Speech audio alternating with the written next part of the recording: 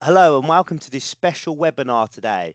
My name is Perry Fletcher from Douglas Jackson. I'm the practice lead within operational support, which includes resource planning, analytics, insight, AI tools and technologies. Today, I'm joined by Rick Kosiba. Rick, many of you already know because he's been a recent guest on our Impact Room, but Rick has been in contact center planning for over 25 years. And has been doing capacity planning for even longer. Rick has done capacity planning for banking industry, airports, and obviously contact centers. So Rick's going to take us through his four pillars of contact center capacity planning today. So Rick, welcome to this special webinar. How are you? I'm doing great. Thank you so much, Perry. I really appreciate it. And before we get started, I do want to thank you, Perry, for taking time to set this all up and all that. And I want to thank all of you folks for spending time with us this afternoon to talk about capacity planning.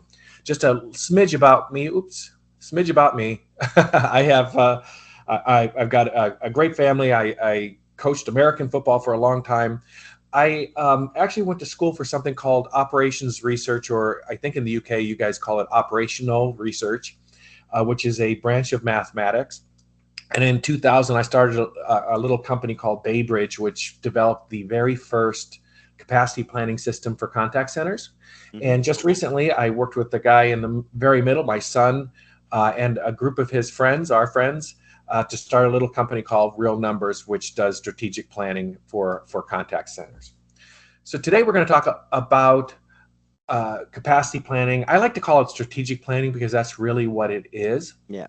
And what strategic planning is for contact centers is really basically this, which is determine the contact center resource plan that hits the appropriate service standards at least cost over time. That's sort of the math problem to solve. How many people do you need week over week out into the future, maybe 18 months, in order to hit whatever the appropriate service standard is for your particular operation? And how do I put together the plan in order to achieve that? There's a lot of confusion sometimes around what people call workforce management. So workforce management focuses on specific things. When you ask people about workforce management, they'll typically say it's about making sure you have the right number of agents at the right time in order to hit your service standards. But really what they're focused on in workforce management is scheduling employees, putting together shift bids, managing the adherence to those schedules, figuring Mhm. out schedule exceptions, real-time management, forecasting for this week, et cetera. It's really focused on the near term, where capacity planning, strategic planning has a different angle on all of this. What it's focused on is putting together long-term plans, budgets. It's focused on big picture what ifs. It's focused on figuring out what your business goals should be. When it does forecasting, when a capacity planner does forecasting, we're looking at 18 months out as opposed to the next 3 weeks. Strategic planning, workforce planning, really complement each other. They're two sort of, what do they say? Two sides of the coin. Yeah. Where strategic planning is focused on making sure you have the right number of agents available within your contact center. Traditional workforce management systems focus on how do you manage those folks. But interestingly enough, traditional workforce management, does not figure out how many people you need. What it does is it figures how best to allocate the people that you already have. But how you figure out how many people you have is via your strategic planning process. Okay, so what are those four pillars? What are those four steps to putting together a capacity plan, a strategic plan?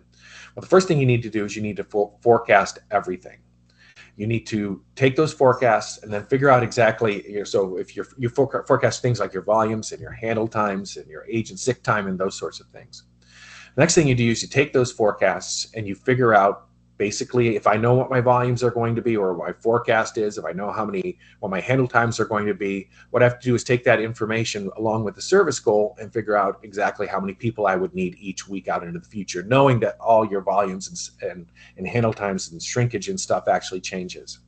The third thing we say is if I know how many people I need week over week into the future, well, how do I go about figuring out when to hire people, what's the best combination of using hiring or overtime to get you to your seasonal peaks, or when I have a seasonal valley, should I use recurrent training? Should I send people home early? Hmm. How do I best shape that demand curve?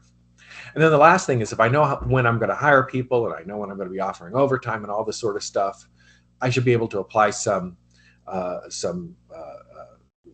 dollars, pounds to the plan, and then figure out what the budget's going to be. And so a good capacity planning process, a good strategic planning process will help you go from forecast to completed budget in about 5 or 10 minutes. And it Yeah. will be accurate, and it will be optimal. So it will both, prove out in terms of what your volumes are actually going to be. And it will also cost out, because it'll tell you exactly how many people you need and what the costs of those things are. So it'll be both optimal and accurate. Yeah. Yeah, but there's an intermediate step, and that first step is, of course, gathering data. So there's basically Hmm. three sources of data. You get your contact data, which comes from your ACD, which is what sort of contact type. Basically, which you take contact types which are sort of similar Q groups, and group them together. You also have to take staffing data, which is basically says historically how many people did I actually have and how were they organized. And lastly, you have to sort of map the two of them together. Who answers what contacts, which groups handle what contacts, and what were they doing historically.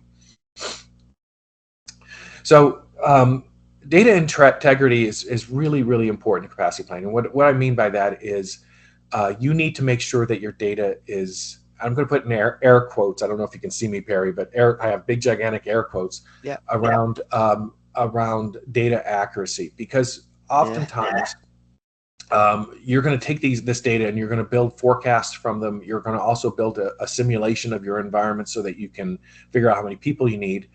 And you have to understand where all your agents' time actually goes. So in effect, what you have to do is you have to have accurate and completed data. And what that means is your contact centers are always changing. And because of that, you have to sort of make sense of it. So in the middle of the year last year, you might have, I don't know, combined a couple groups together, or you might have bought a company, or something changed in your environment. And as a planner, you have to sort of figure out what those things are. Or what happened and how you're going to handle those things.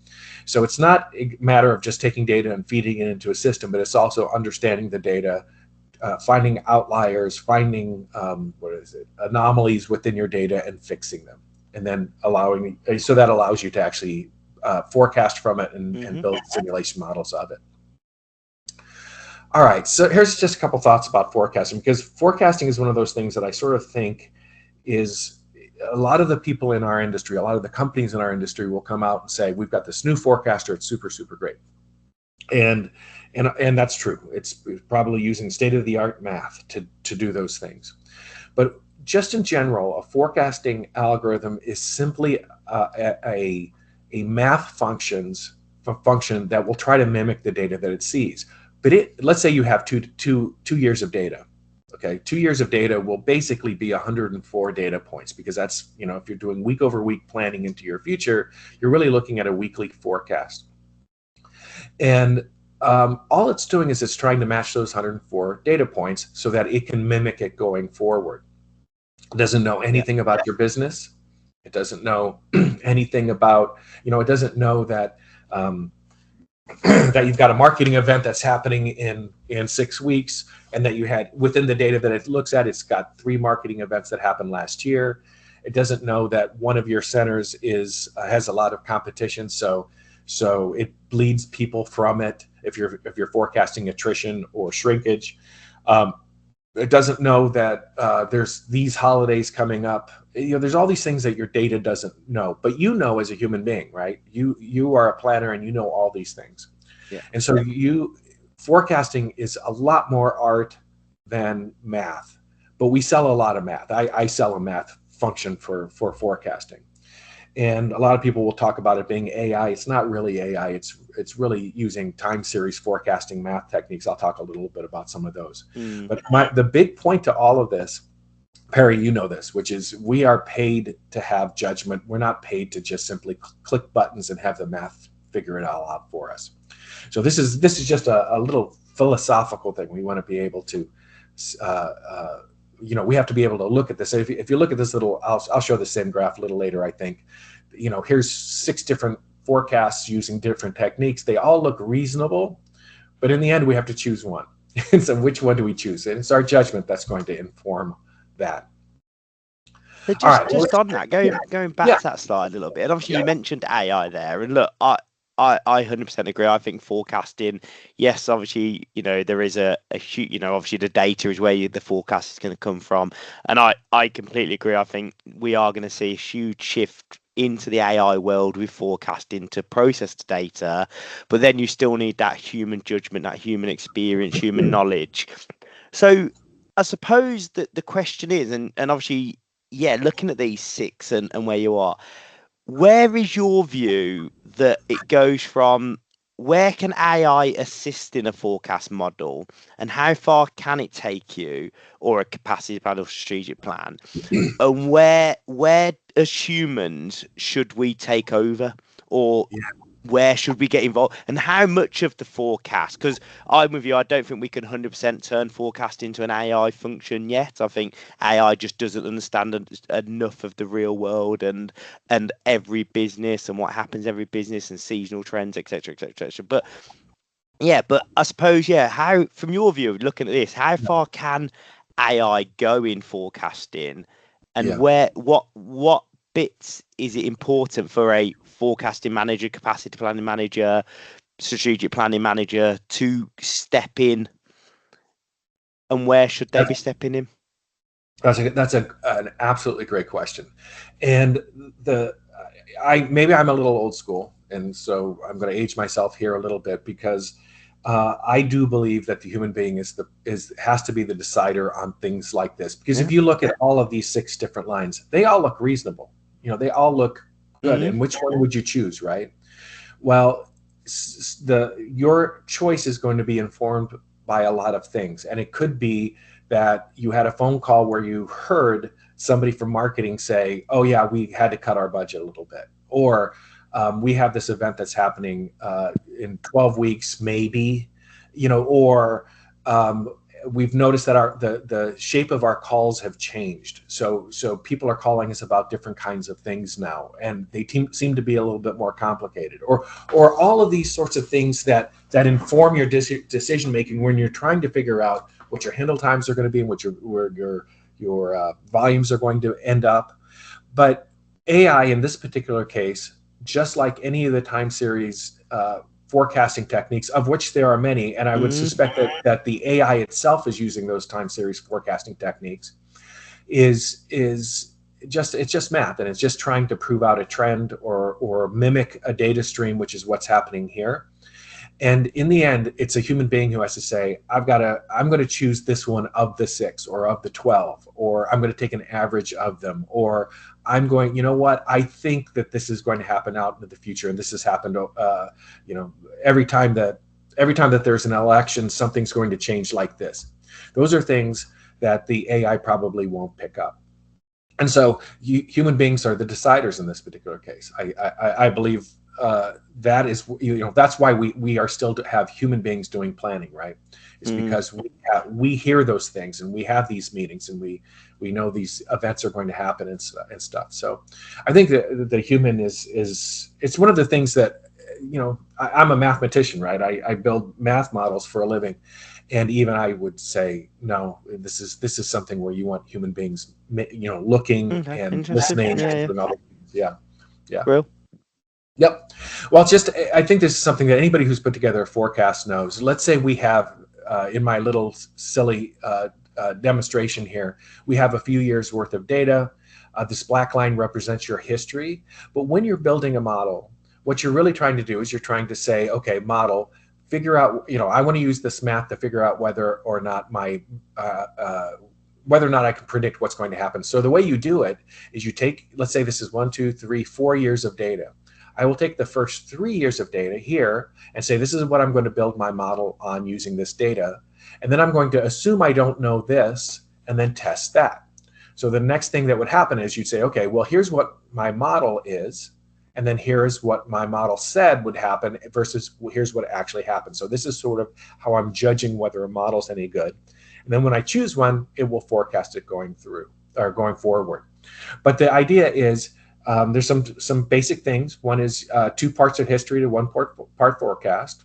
You need to go through your data, and if you're missing data, you have to sort of pretend that you know what it is. Oftentimes, the best way to do that is just looking at the data and picking points yourself.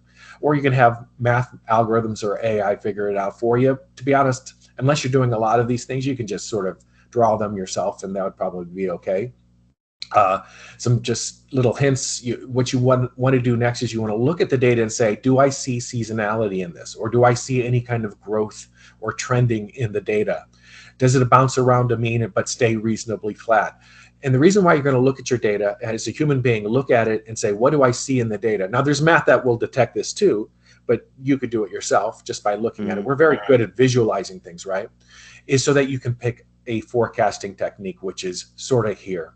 So if you look over at the graphs on the right, you can see on the right what we have here is no discernible pattern in the data except that it's going up, right? So there we're seeing a trend. Here on the bottom, you see here is an obvious discernible pattern that's also trending a little bit up as well. So the reason why I say look at your data, plot your data, and see what it looks like is so that you can help yourself pick methods that will probably work pretty well. Mm-hmm. And so if you see a lot of strong seasonality, you might use an ARIMA method. Or you can see if it's noisy and complex, you might use one of these techniques over here. But the idea is you can take one of these techniques based upon the way that your data looks. And it's just the way that people do forecasting. All right. This is basically saying the thing I just said, which is you want to take a look at your data and you want to use your eye. Using your eyes is very important when you're putting together a forecast. And the reason is oftentimes, I can't tell you how many times I've seen a forecast or a forecaster come back and say, here's my forecast. And I would say, wait a second, your forecast misses your peak every year. That's the most critical thing to getting right when you're putting together a hiring plan, right? Because if you miss your peak, if you hire too much or too few people, well, you're really going to, be off. I go, do you have a forecasting technique that hits your peak well? And the answer is no, but yes, but the root square mean error, blah, blah, blah, blah, blah, is better on this model than that one. You say, well, it doesn't matter. What matters is that you hit your peak. That's the most important thing when it comes to doing staff planning sometimes. And the idea is that us as humans can look at these things and discern these things and maybe make better judgment than the math would do just by itself. So there's a lot of, I've actually written articles about this, but there's you have to look at all of your error statistics with a grain of salt. Take it with a grain of salt because oftentimes the error techniques or the error metrics don't really tell you what is better. Your eyes tell you what is better. So judgment is very important. Okay, I'm going to take a big breath. I'm going to take a swig of my energy drink. It's early in the morning over here. And let's talk about the next piece. This is a piece that I think is actually most important when putting together a capacity plan or a staff plan. And that's this simulation model or this mathematical model that helps you figure out how many people you need. It helps you predict what your occupancy is going to be week over week, or how much staff is required, what your speed of answer, what your abandonment rate's going to be, what's your service level. So there has to be a method that actually translates your forecasts into the number of people you need given a goal, or if you tell it the number of people you have, it will come back and say, here's what our service levels are going to be. So it's basically a model that converts volumes into people, or converts people into service level. And there's a whole bunch of techniques that are out there. There are standard methods. There's Erlang A, Erlang C, Erlang X. I've seen, there's various different methods. I've heard the latest is my buddy Ted Lango has one called Erlang O. But the idea is you want to take whatever technique you have and prove whether or not it's accurate. Also, if you're doing things other than inbound phone, you're going to need different kinds of models for those various different channels, and they're slightly different for each. But the idea is this this process says if I know my staff, what's my service, and if I know if I have a service goal, what's the staff that's required. So let's talk a little bit about that. And I'm sorry I talk in graphs because I am a math guy. Very good. But what we have here is an hourly model. So this only works for an hour or an interval. It could be a 15-minute interval, but this is an hour.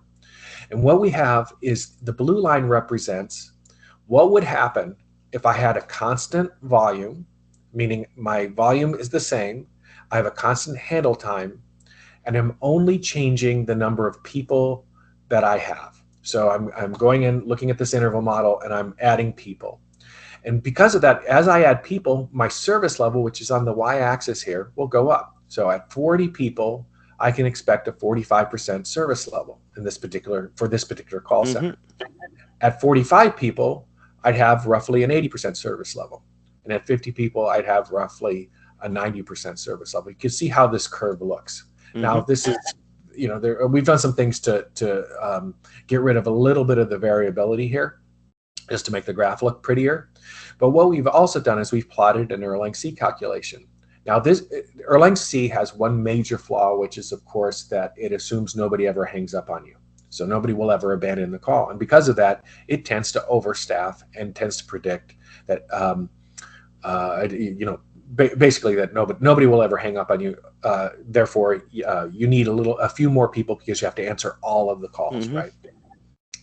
And so this particular blue line, though, what it is telling, it's a typical. It has the customers have the patience of a typical customer service line, which means that people do hang up, and it's a moderate, amount of abandons given your service levels, kind of thing. So each call center is different, and because of that, this blue line is going to change based upon how patient your customers are, right? Yeah. But what you can see is here's what an Erlang C calculation does. We've taken an Erlang A calculation, which does assume abandons, but we've given it the mean time to abandon associated with this particular blue line. So basically, we plug in the mean time to abandon. The problem with it is it assumes an abandoned patience distribution. In this particular case, it's different from what the actual call center actually has. And then my son and our team built custom simulation models. And this is how well we've done. The point isn't to talk about our stuff, but the point is to look at this, which is an Erlang C calculation based upon, and this is just for an interval, based upon a moderately patient customer service line would have overstaffed this particular group about 30% if your goal was a 70% service level. If you're using an Erlang A, it would have overstaffed by 21%. And we nailed it here because we're using a custom model for this particular call stream. But the idea is, this is something that I haven't seen too terribly much. Perry, have you seen anybody try to show you how accurate the Erlang models are on for a call center within workforce management? Is that something you guys have ever seen in the industry? Not the difference, but or how accurate it is. But I have seen Erlang's work, but not how accurate it is. Yeah, people will spend a lot of time focusing on their forecast accuracy, but they won't spend any time looking at this. And it's interesting. So but for capacity planning spreadsheets, there's a different model that you have to look at. So that last model was looking at, what is it? The hourly. It's an hourly view of the call center, which is the way workforce management operates. But the way capacity planning operates is on a weekly basis. And so what we've done here is, and I'm a little colorblind here. I'm trying to remember which one is which. I think the top one is what actually occurred within a call center. And every one of these data points is a week of performance. And so what we have to predict as a capacity planner is week over week, how many, can I predict what the service level is going to be? Now, let's look at this very first point. In this particular week, we have that we know what the volume was, we know what the handle time was, and we knew how many rear ends and seats people were actually here. So I know how many people I had actually working that particular day. I should be able to plug that number into whatever your model is, your spreadsheet, your Erlang spreadsheet, if you're using an Erlang C model. I should be able to plug that in and say, what would my model say? How many people? What service level I Yeah. provide? In this particular case, they got an 87% service level, and we predicted an 83. The second week, they got what it was at an 86%, 88% service level, and we predicted 85. And so you can see what we're doing is we're showing, if I had perfect information, would I predict what the service level would be? And the answer is we do a pretty good job here in this simulation model here. The reason why we do this is so that when you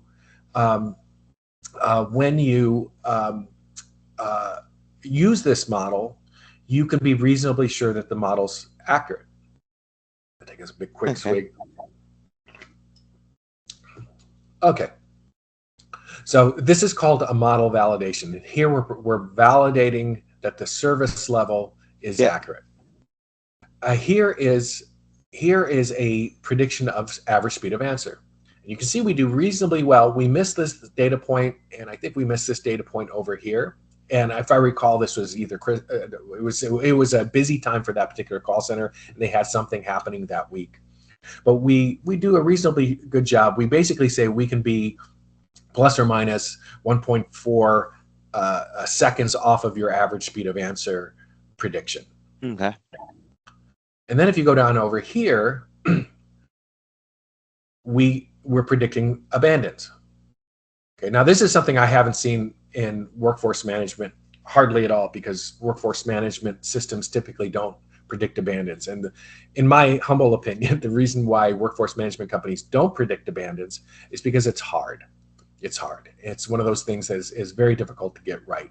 But here we're predicting it here. And it is important if you're trying to do any kind of financial analysis, because you need to know how many people are actually going to, how many calls you're actually going to answer, so that you can do financial analysis around it, especially if it's a sales center. So here's predicting the number of abandons. And then here we're actually doing something that's a flip of it. We're looking at this. We're saying, I know, so let's look at this first data point. Again, this is every one of these data points is a week in the past. Yeah. If we have a year's worth of data here, I'm going to look at this dot here and say, okay, I know the volume, I know the handle time, and I know the service level that was actually achieved. If I plug that into my model, can I predict the number of people that I would need in order to hit that specific service level, whatever that service level was? And the answer is, in this particular case, they answered whatever service level they had. They answered it with 351 people, and we said you'd need 349. So what we're showing you is that our model is actually really, really tight. And it basically says I can predict the number of people you will need to hit whatever service level you're going to hit. Where this blue line, this is sort of the punchline to all of these graphs, is what the Erlang-C calculation thinks you need. Again, Erlang-C tends to overstaff, which is a problem. Again, the purpose of this, I'm not telling you, you don't have to use our simulation model, but when you are building a capacity plan, one of the things to do is simply to plug in what happened last week and see whether or not my model, whatever my spreadsheet says I would need, tells me the right number of people. Yeah. If it does, that's perfect. It says that you can have confidence that your spreadsheet will prove out if I'm doing a what if, or if I have a new plan, my spreadsheet will be accurate. And this is really cool. It's one of those things that if you can do this and your model's accurate, show everybody in your building, make sure your bosses know that you can accurately predict this. And because of that, they can have confidence that when you are doing some sort of analysis for them, some sort of what if analysis, that your what if is actually correct. I'm taking a big breath here. Whew. Okay. Nice. You don't blame you. So just looking at obviously them last few slides, in particular that tip 4. Yeah. For you, where have you seen? Has there been a good case that you've seen where someone has actually looked at this kind of validating service level, and where have you seen? I mean, look, you've been in enough operations over the time, whether that's contact center or wider field. Has there been a time where you've gone in and looked at a business or helped a business or seen a bad case of where they've just, you see it especially in the smaller operations in the smaller contact centers that do just use a free Erlang calculator that's, like you said, that is just going to give them that basic information. Yeah, is there a good case and some real good result you've seen where Yeah. this kind of tip Yeah. for is kind of really valued? Yeah, a couple things was about that. One is, Perry, you would think that the small ones don't. I don't know. The big ones all validate pretty well, and they do a good job. You'd be shy. So Yeah, yeah, I can amongst, imagine.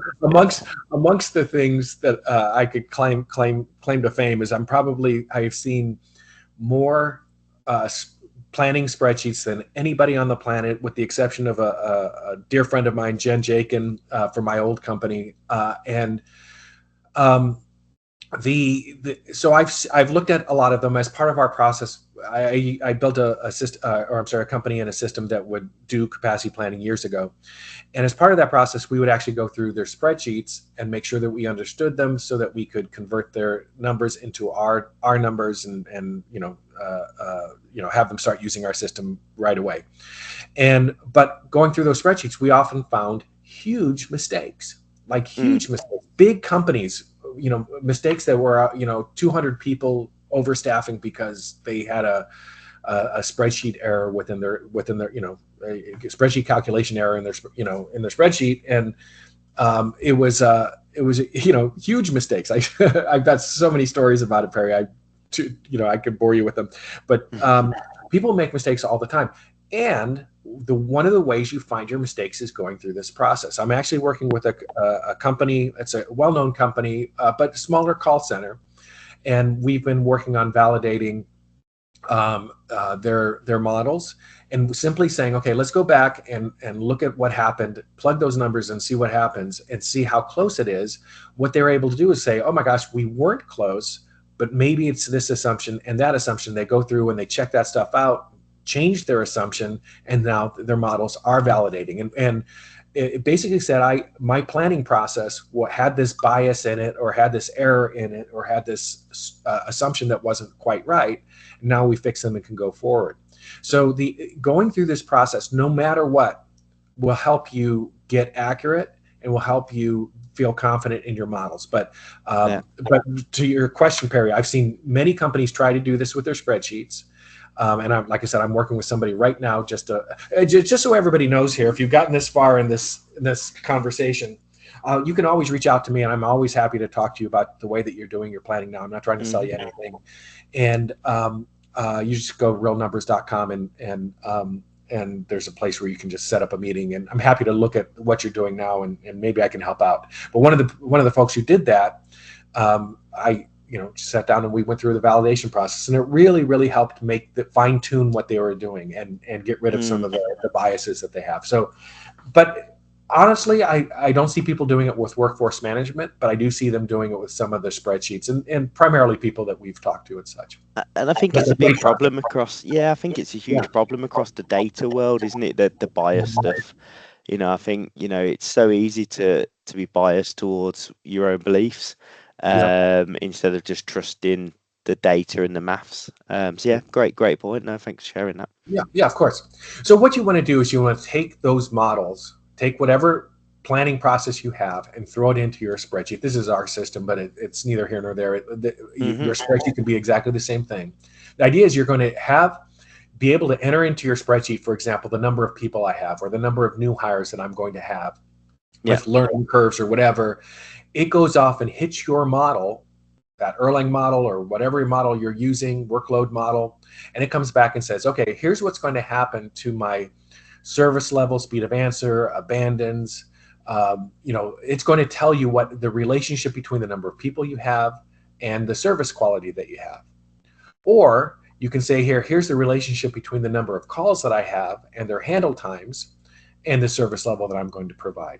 But the idea is it works in both directions. I'm going to tell you here's what your service levels are going to be, but I also can tell you somewhere in here, do I have this? I don't. I can tell you how many people you need. One of a row that's probably below here will say here's the number of people you need. So it does both of those sort of forward and backwards math in order to tell you your service level and also the number of people that you need. And that's what your spreadsheet will do. Last big calculation box is this hiring optimizer. Yeah. So if I know the number of people I need week over week out into the future, what I need the system to do though is say, okay, how do I affect that? How do I make this happen? The way you do that is simply you can guess and test and say, okay, if I hired 5 people here, what would happen to my service level? Or if I hired 7 people here at this week on this location, what would be my service levels? Or Hmm. you can use some math to do it. And there's a series of math techniques that are really, really cool. One is called a linear programming, and it's for those who are math inclined. Take a look at linear programming. You could even probably look up a linear programming call center scheduler, and I bet you something would pop up. And what this does is it turns the requirements line into a series of math equalities. So if you're into math, this is really cool, and I'm into math. And what it will do is it will tell you, you basically set up the math, send it to a solver, and it comes back and it will tell you, here's the number of people to hire, and here's when to hire them, and here's which locations to hire them in. But Hmm. this kind of math has one incredible property, and it's this. It will find you the mathematically provable least cost plan possible.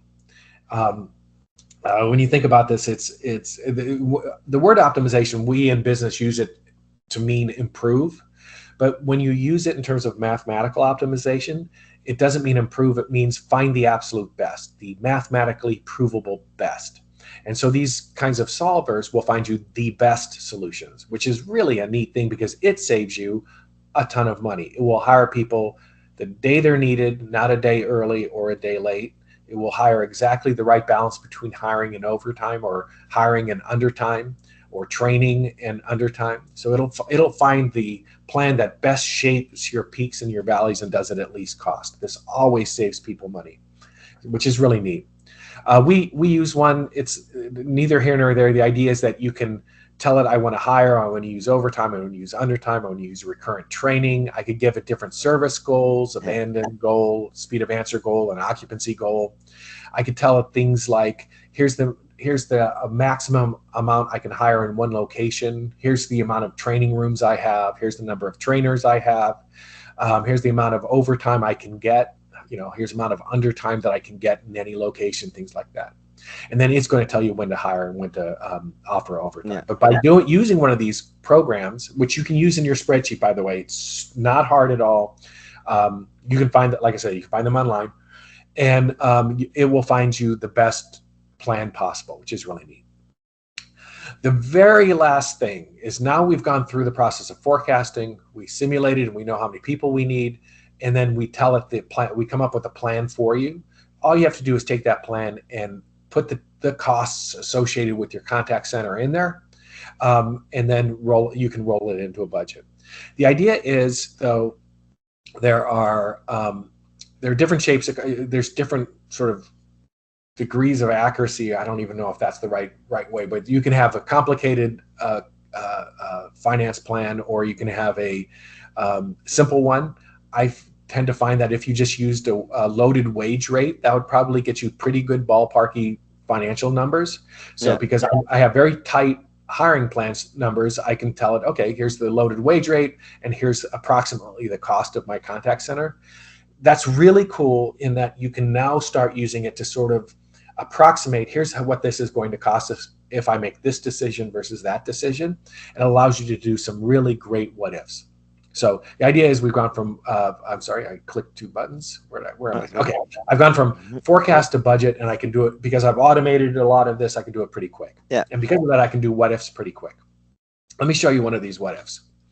So what we have here is we have, I'm plotting service level against abandonment rates. So I can feed this in my model, and I can know the relationship between, if I had a 90% service level, what abandonment rate am I going to get? If I have an 80% service level, what abandonment rate am I going to get? This is going to help us figure out what's my service goal. So if I want to say a 5% abandonment rate, you can say you can have a 5% abandonment rate, but it's going to mean a 77% service level. But you can say, well, I want a 90% service level. Okay, great. You can have a 90% service level, but it means a 2% abandonment rate. So this just helps you for your particular call center with your particular customers know the relationship between service level and abandons. Or I can look at this and say, here's the relationship between service level on this axis and speed of answer. So you can say a 70% service level means whatever this is, a 12% abandonment rate, or a 50% service level means roughly a 30% ASA. So I'm sorry, this is 12. I'm sorry, I said abandonment rate. I meant speed of answer. So here's the relationship between your service items. Or here's a relationship between service level and the number of calls that you will handle. Mm-hmm. Okay, so I can look at my plan and say, for this particular week, if I had a 70% service level, well, here's the number of calls that I would have actually handled. A 90% service level means I'd handle this number of calls because the abandons are significant. Or I can look to see how busy your agents are. So when I'm figuring out what my service goal should be, I can say, well, I want an 80% service level. Well, that means my agents are going to be 75% occupied for this particular call center. If I had a bigger center or a smaller center, the relationship between service level and occupancy would be very different. Yeah. So, but the idea is for your contact center, you can figure these things out. And then we can get to, I don't know how people figure out what their service goals are without knowing this curve here or this curve here, which says if I want an 80% service level, it's going to cost me for this particular call center roughly $100,000 per week. Or this one, if I wanted 90, it would cost me roughly $115,000 per week. Yeah. If I wanted a 60%, it's going to cost me $85,000 per week. So you can see, when somebody says, I want this service level, wouldn't it be cool to say, okay, well, this is what it's going to cost us. If you want this other service level, that's what it's going to cost us. So when people are having the conversation of what should our service levels be or what should our goals be, this is a great curve to have. And it actually opens the door on a different philosophy, which is maybe we should have different service standards by time of year. So there are times when we're busier, there's times when we're bigger, and there's times when we're smaller, we have peaks and valleys. Maybe we should have different service standards by time of year. And here's what they should be. Here we're looking at, and this is where you sort of see, what happens to your costs as your service levels get higher and higher. You actually get to an infinite line over here as you go to 100%. But we're looking at here is cost per call. A 90% service level costs me $625 a call. A 75% service level costs me $550 per call. See what happens here, which is neat. Yeah. So these curves, what you can produce if you've got a validated model of your contact center, these curves will actually help you figure out the answer to these business questions, which is great. Here's service level. If I have a sales center, service levels versus revenue, which is neat. Again, all I'm doing is plugging those numbers into my model, my spreadsheet, and plotting these points. And here's service level versus calls handled per agent. So as my service level gets higher and higher, the number of calls that are handled per agent actually goes down because my agents have to be less and less occupied. Sort of interesting.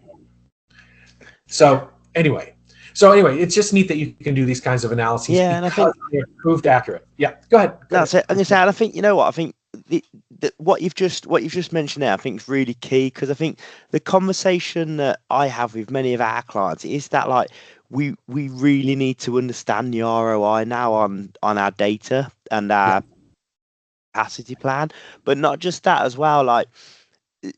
There's so many solutions out there now in the wider market to serve customers, whether it's self-serve, whether it's chatbots, AI, avatars, automated IVRs, whatever it is. There is so many different solutions to the problem. But actually, I think looking at it from this perspective is huge, isn't it? To go well, hang on a minute. If we have a IVR, an automated IVR, an AI IVR that speeds up. So an example I can give is a conversation I was having about a week ago or so. It was a contact center that reduced their average handling time by 10%. That in time just obviously equate to time, as their average handling time was just over 10 minutes. It's now just under 9. It's 8 minutes. I mean, it's actually, as I say, just over 10% reduction in average handling time. But actually, what does that mean? What is a a minute and a half saved in a call. Just, oh, hey, the customers are Yeah. happy because of the minute and a half saved. But actually knowing, I think it was the slide before where you looked at the cost per call. Yeah. Yeah. Yeah. What is the real cost per call if you've been able to take your average handling time down as well? Yeah. So I have them, but it's not in this presentation. But No, obviously, but yeah, yeah, it's a trivial but it's thing just to something to actually. think about, isn't it? Yeah. Yeah. Well, if you go through this validation process, and if you're certain that your modeling process is accurate, drawing a graph, and I can do it, which is handle time against cost per call answered, or total cost, handle time Yeah. against cost. I can draw that curve, and it's trivial. I can do it in 5 minutes, and just because I've automated the process and because I've proven out the accuracy, figuring out what if I could save 5%, 10%, 20, 50% of my handle time, I can absolutely figure out what how my costs are going to change and how my service levels are going Yeah. to improve. That is a trivial thing. And it's Yeah. really powerful because, Perry, this is a great question, because there are so many improvement initiatives that are out there now, right? We're going to have more self-service. So what I do is I can plot number of calls versus service level, or number of calls versus cost per call. Trivial. Or my handle times are going to decrease because I have this new AI that's going to summarize, reduce after call work. Great. I can plug that into my model and say, here's how much it's going to save us if we were to do these things. Yeah. Or I can do something which, oh gosh, what are some of the other ones? Your handle times can go up or down. You can have more self-service. You can, maybe you're going to offer another service, which is going to bring your handle times up. Okay, well, I can figure out what that costs us. All of those things are absolutely trivial. To plot these curves and show people, here's what's going to happen because. Great question, Perry. And it's the critical question with all of this. What can you do with it? And you can answer so many business questions. And the cool thing is you can sit in front of people and answer the questions. They can say, hey, we need to save $1 million. Great. I'm going to go into my system and I'm going to figure out ways that would save us $1 million. I can reduce handle times. I can have more self-service. I can reduce my attrition. I can change my shrinkage. I can get rid of training. All of these things are things that you can plug into your model and say, here's how much it would save us. Great question. Yeah. No, brilliant. And I think, as you say, and then it's like you mentioned, it's also that kind of piece of, well, is it also worth the investment? Because actually, an automated IVR or an avatar or whatever it is would save us, it would cost X, Y, and Z, but actually the cost per transaction is only this. We'd have to transact 1 million calls for us to get the money back, if that makes sense. So, it does. It's really worth knowing and kind of good. Well, a funny thing is that I've heard this before too, which is okay. I don't believe my vendor. My vendor says I'm going to save this amount of money, or it's going to reduce my handle time by this amount. Okay, let's say the vendor's wrong, and you can come up to the point at which the trade-off is actually it's even. So it's like it has to be this much in order for this to work. Yeah. And if that amount is super small, hey, you know what? This is probably a good investment. If it's pretty significant, it's going to have to save this by 30%. Okay, well, maybe we need to, maybe the investment isn't worth it. So it helps you do all that. So true. Yeah, it's so true. Brilliant. So by automating this and making it fast and checking your accuracy on all this stuff, there's all these benefits. You're going to know exactly how many people you really need, as opposed to being overstaffed. The optimized plans, if you have an optimized planner, if you use this linear programming kind of technologies, you're going to save money because it's going to come up with a just-in-time hiring plan. Also, being able to do all of this process super quick allows you to do some great what-if analysis and helps you answer questions like, I've heard this so many times. Like one of them was an insurance company, and they wanted to know the effect of weather on their business and whether or not their plan actually helps them with all this the risk that they see if we get I don't know, 6 weather events this summer versus 3 weather events this summer. Big significant events. How would I do my planning different? So you could actually come up with plans for those various different risk profiles. And so you can do all sorts of really neat risk analysis around your plan and stuff if all of this stuff is automated and fast. And Perry, that's all I got. For all of you folks, I would be thrilled. I would be thrilled to talk to you about the way that you do your planning now. Whether you have any business problems you have that you'd like to talk through. If you want me to take a look at your spreadsheet, like I've said, I've seen so many of these things. I sort of know where to look oftentimes. But I'd be happy to help you out with any of this stuff. It's not. I don't do consulting. This is just because I enjoy this kind of stuff, and because I like talking to folks about their business problems. You can always give me reach out, and I'm happy to talk to you about our stuff. But more importantly, I'd like to talk to you about your stuff. So please feel free to reach out. You can send me an email directly. If you go to realnumbers.com. You can set up time there. There's one of those Calendly things, and you can set up time there. I'd be thrilled to talk to you at any point in time. So please, reach out. It'd be awful fun to talk about planning. Isn't that weird? I'm probably going to. No, that's it. Can I please talk to you about your math? I'd enjoy that. No, that's it. It's brilliant. And just to echo that, I mean, obviously, I know you spoke at the forum events in the UK in the past. I know you obviously spoke at, SWPP over in America and stuff as well quite a few times. I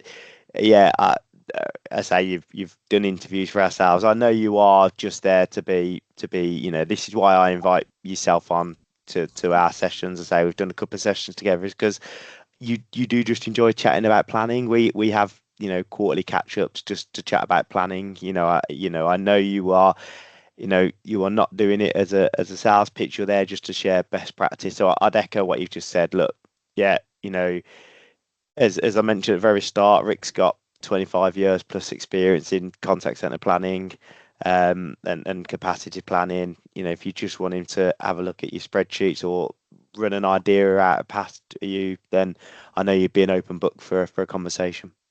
Yeah, this is use it. That's it. Yeah. But Perry, I really appreciate the opportunity here. I love chatting with you, and I always look forward to this. And mate, no, brilliant stuff, mate. Well, thank you very much. And obviously, as I say, any questions, we'll obviously get them answered. If you have any questions, obviously reach out to Rick or myself directly, or put obviously any comments in the chat bots on the platforms that we're sharing in on the comment sections, and we'll reply to the comments and get any questions answered. All right, brilliant stuff. So, Rick, thank you very much for your time. Thank you for watching. If you've watched all the way, thank you very much. Really appreciate it. I hope you've took something. Any feedback would be very appreciative, and we look forward to speaking to you soon. Thanks. Take care.